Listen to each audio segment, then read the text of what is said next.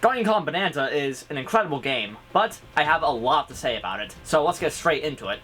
So I played the entirety of this game on its opening weekend here on the channel live. If you missed out on that, I do stream a couple times a week, so you should check in on that before I go to college, and I will inevitably fall off my current schedule. When I was streaming this was probably the most fun I've ever had with any 3D platformer ever, and it has impressed me far beyond my expectations.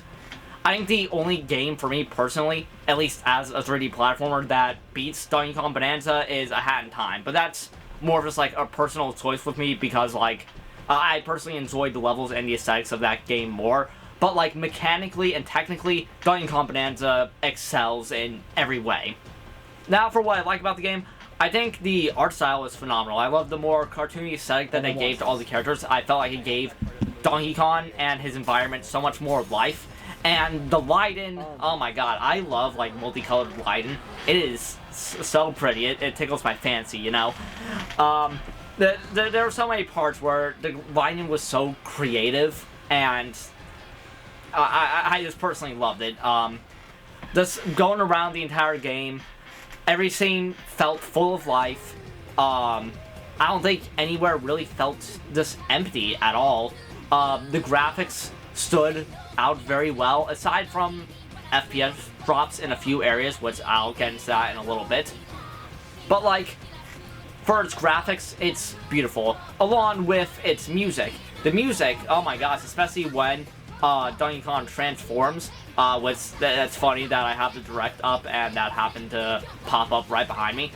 The music that plays whenever you switch to the different Bananzas, and like with Pauline Sane and whatever, that soundtrack is phenomenal.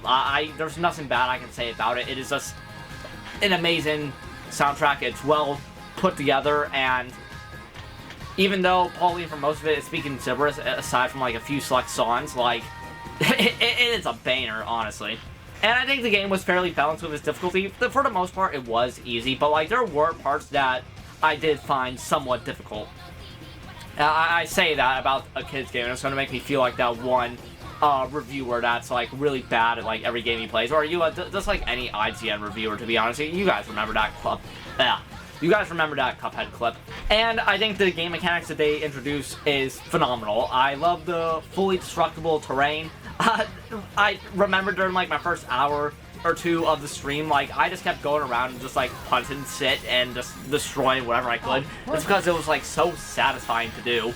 And I personally love the Bananza powers and the skill trees. One thing I didn't like about Super Mario Odyssey is how it felt like you were required to collect all these power moons to actually progress in the game. Whereas with here, since the bananas, which is the power moons, just retextured, essentially, it is made by the Super Mario Odyssey team, so I expect like some of the mechanics to be shared between the games. The bananas are not necessarily required for progressing at all. Like, you do get them like as you progress, and it does help you with the skill tree, but like you could theoretically ignore all the bananas and still be fine progressing through the game. It'll just probably be a bit harder because you don't have all the skills that you need. Now, for the things I didn't like about the game, the FPS drops, they were not bad in my opinion throughout most of the game. Like, they did not happen too often, and like when they did happen to be for like 2 seconds and would never hinder gameplay. Well, I say never hindered gameplay, but I think it did towards the end of the game, and again, I will go into more detail about that because I can easily rant about it. It is a little disappointing to see these FPS drops, considering that this is a brand new console and its second first-party game falls short, but also in a way, I kind of understand it because of how the game was built. The game, for its environment, essentially uses a voxel-based environment instead of polygons, which basically means the world is built out of a bunch of little 3D pixels and like little blocks instead of just like kind of like flat planes. And the reason for this was to add more variability with the terrain destruction. And as a result, that is something that is going to be much more demanding on any piece of hardware.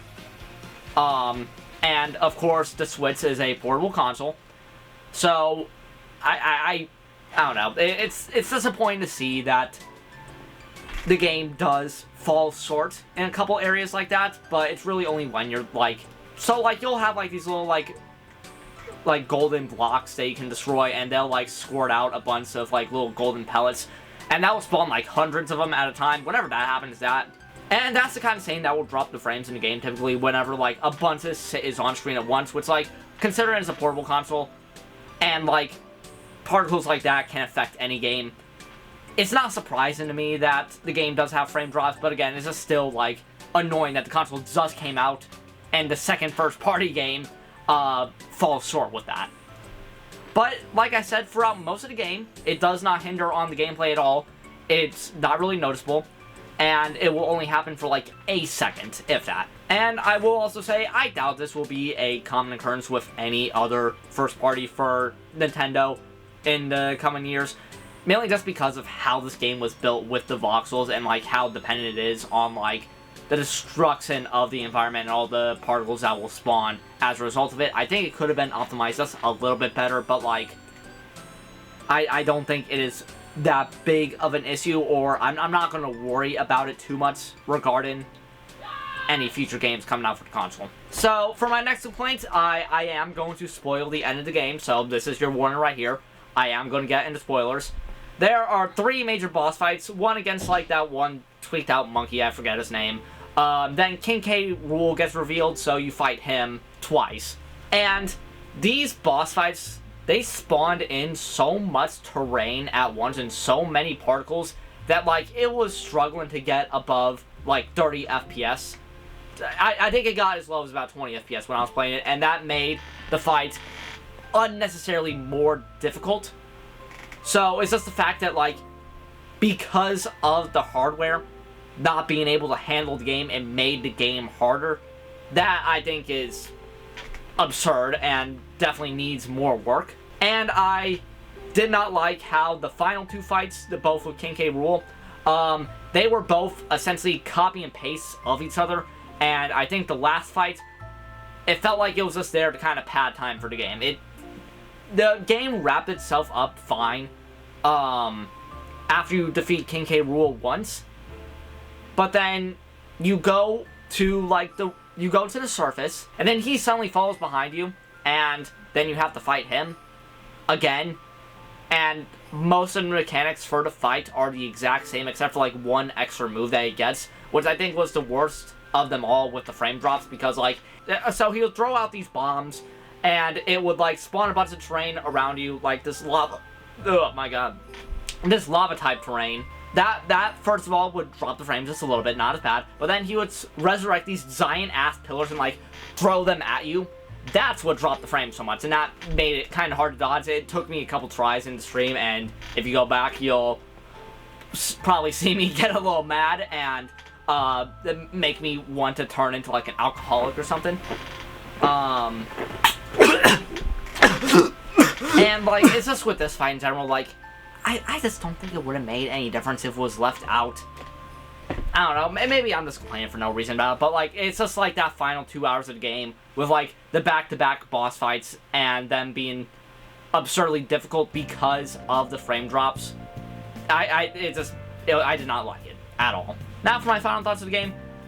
This is a masterpiece of a game, absolutely. If it weren't for the frame drops at the end, I would give this a 10 out of 10, but it's because of that, like, I just can't give it that perfect score.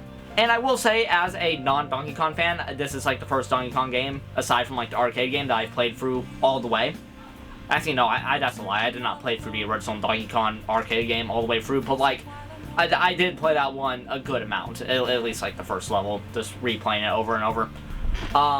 This is the first one I played through all the way, and it is phenomenal. Honestly, it is probably my second favorite Nintendo game of all time.